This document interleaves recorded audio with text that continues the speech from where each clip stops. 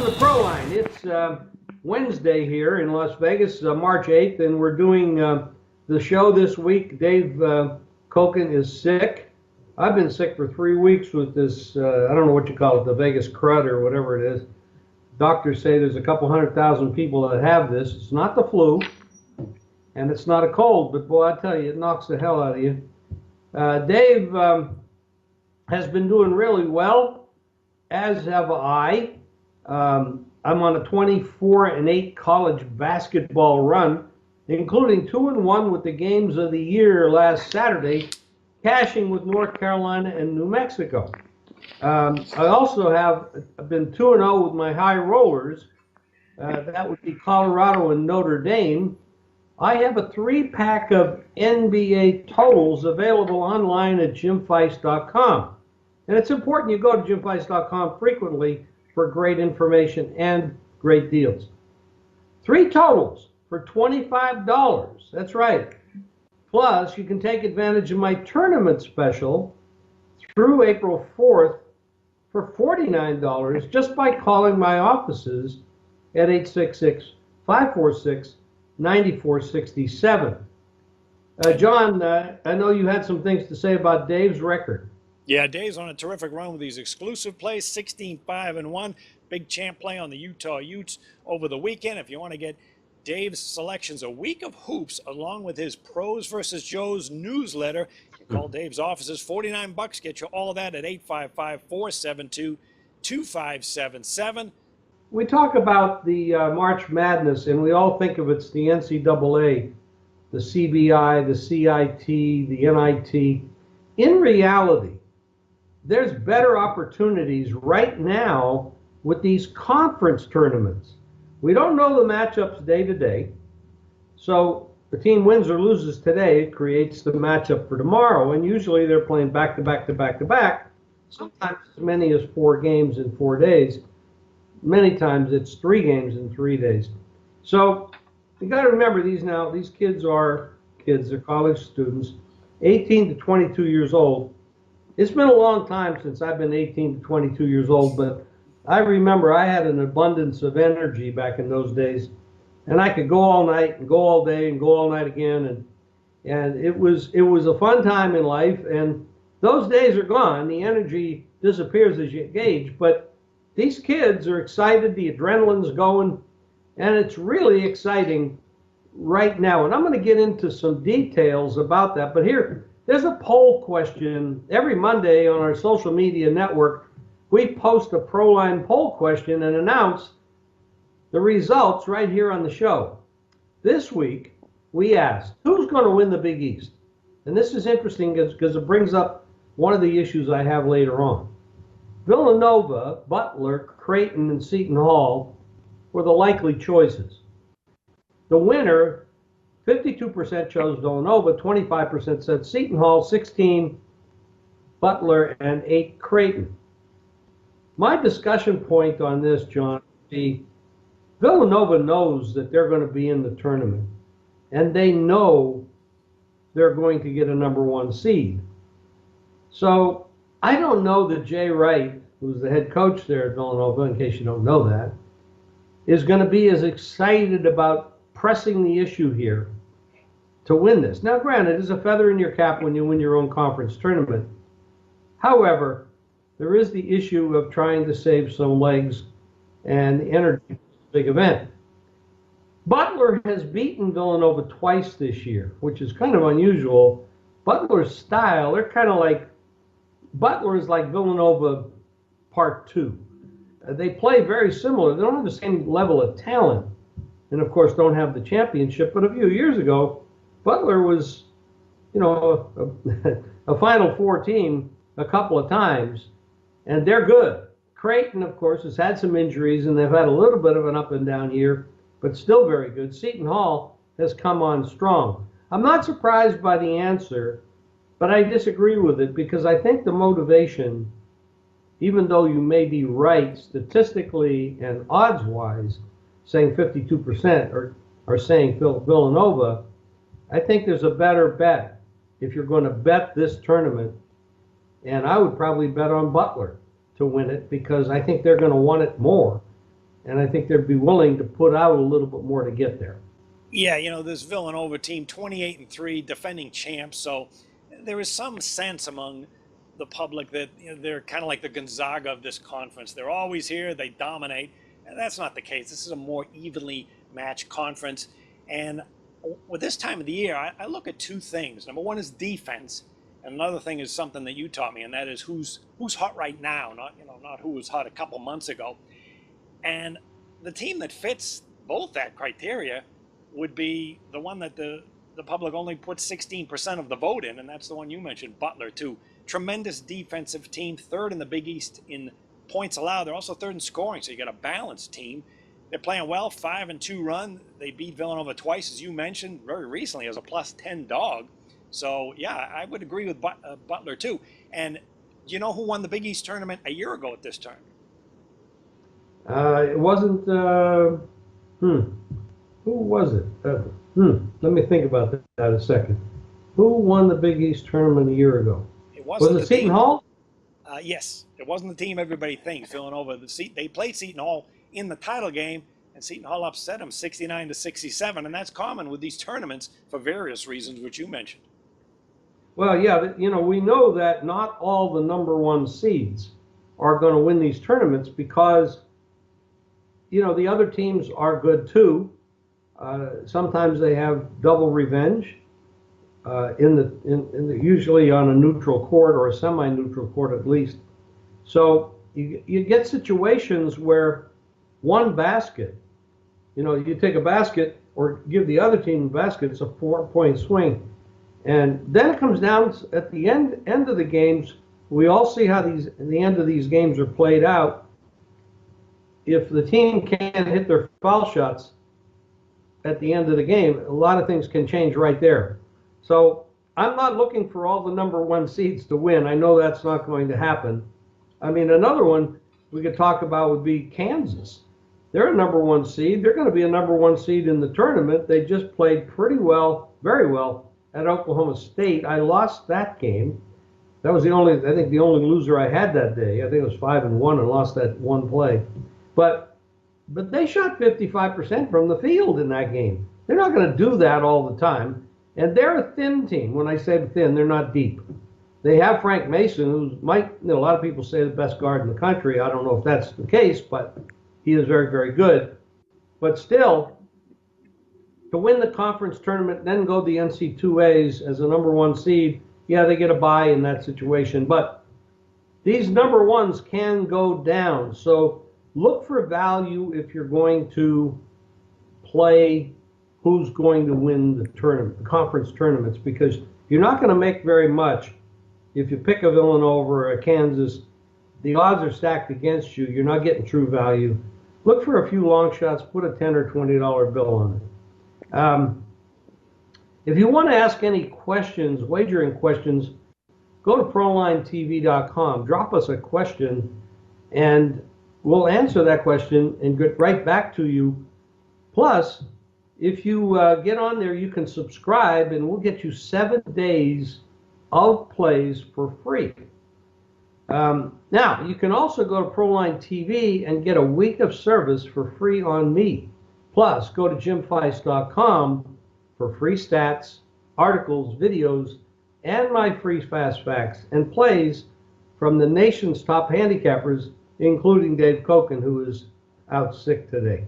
Talk about wagering tips. Did a team play a tough schedule? Look back at some of the key conference games they played early in non-conference action that would feature marquee matchups and see how they did there. Did they play a tough defense or give up defensively, knowing they were supposed to lose? A lot of times teams will play very good until they know they can't win and then just chuck it and just give up. And those kind of teams are not easy to bet on because you're not going to get true value.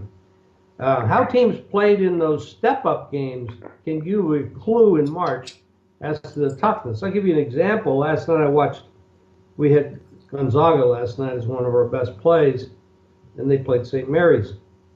The marketplace made ridiculous moves on that game, drove the game all the way down to 4. Gonzaga is way better than St. Mary's. Why? They have pretty good athletes. They're dominant inside. And they have handled St. Mary's consistently over the years. Yeah, they were up, Gonzaga was up 21-22 at the half. St. Mary's came back, and this is a flaw that I see in Gonzaga, and I don't like this. They came back in the second half, drove that all the way down to 5 or 7 points.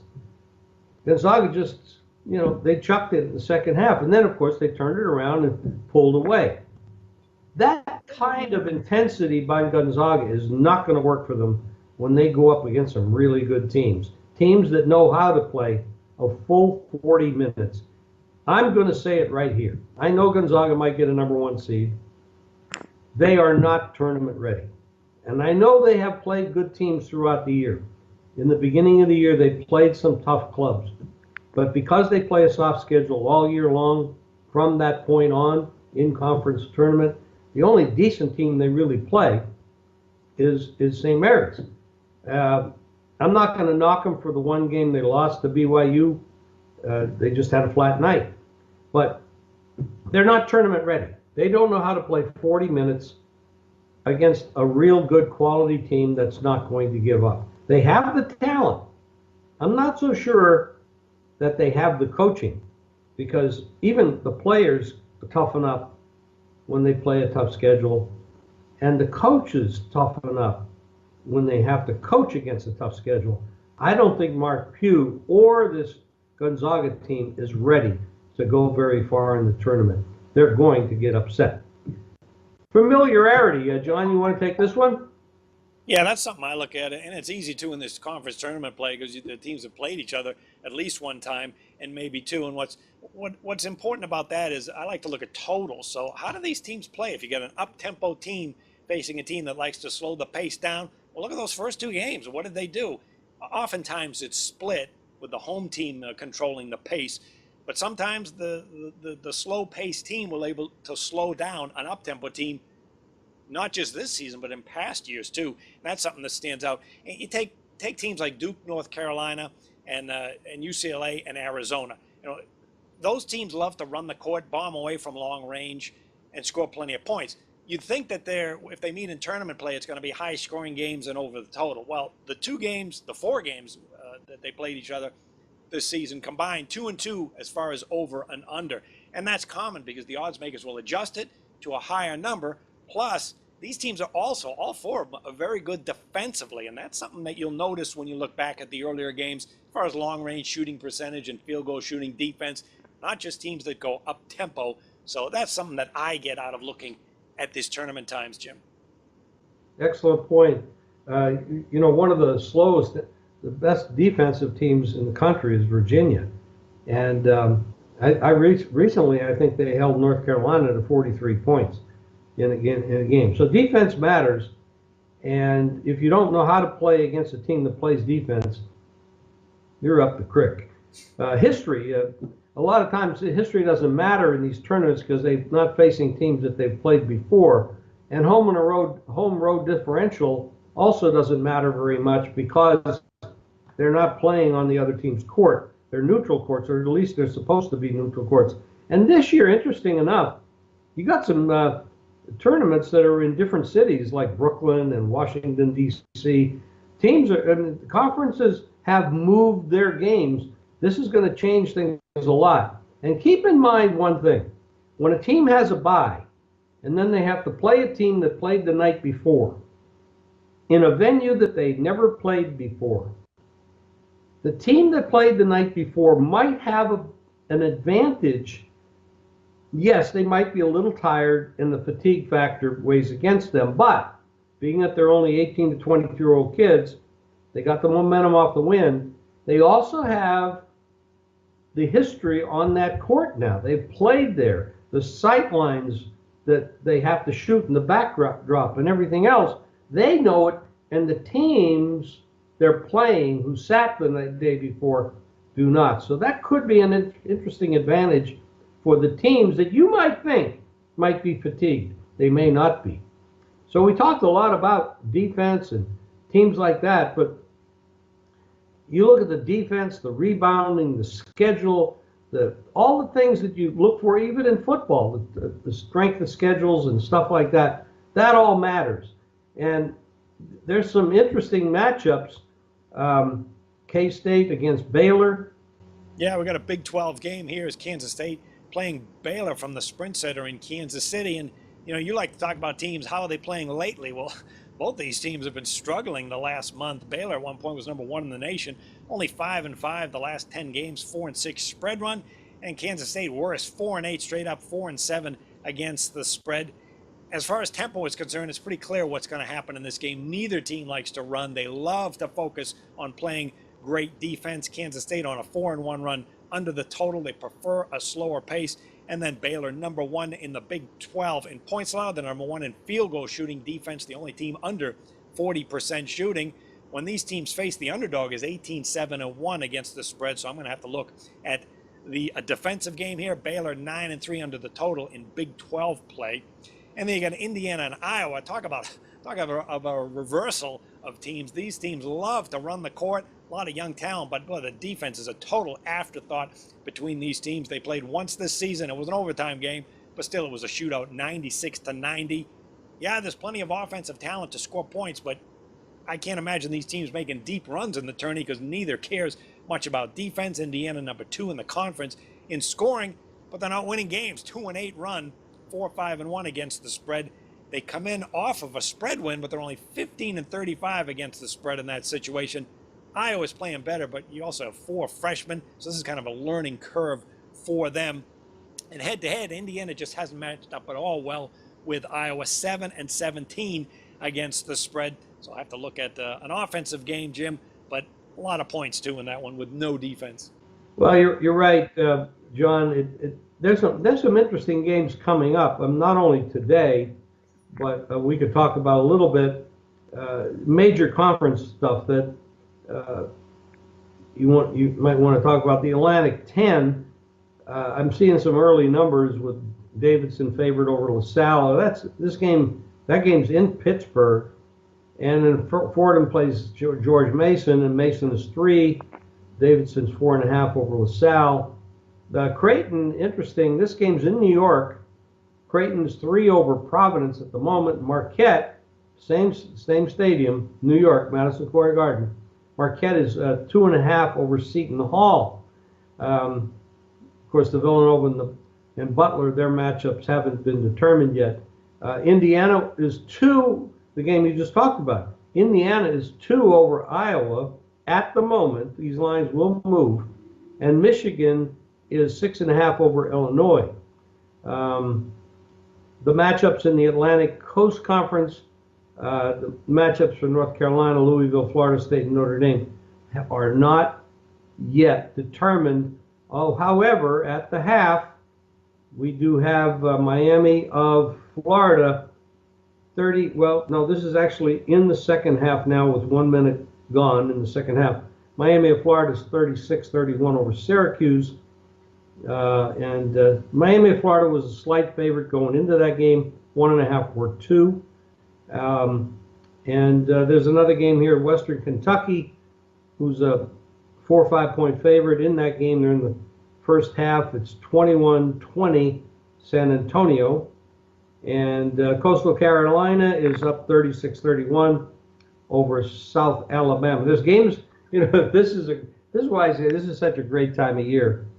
You got to remember, these games are being played now, and they're going to be played all day long. The odds makers don't know who they're going to match up against in the next game. So there's a lot of opportunities. I will be glued to the screen and to my power ratings all day today and try to get a head start on what happens as these games pop up on the board. I want to take a first shot at getting these numbers because it is about number shopping. Now, Dave has some free plays, and you can get those from our Vegas experts at 888-294-1970. And you can follow me on Twitter, Facebook, Instagram at Jim Feist Sports, and get free plays daily by texting GAME, GAME, to to 25827. Enjoy the games, everyone. Okay. Yep. Thanks for joining us. We'll see you back next week. Hopefully Dave is available, and let's have a good run, make some money, build the bankroll, and don't forget, go to jimfeist.com. Right now, I'm on a 24-8 run in college basketball, and Dave is on a 16-5-1 exclusive plays. You don't want to miss out. jimfeist.com for everything you need to win money.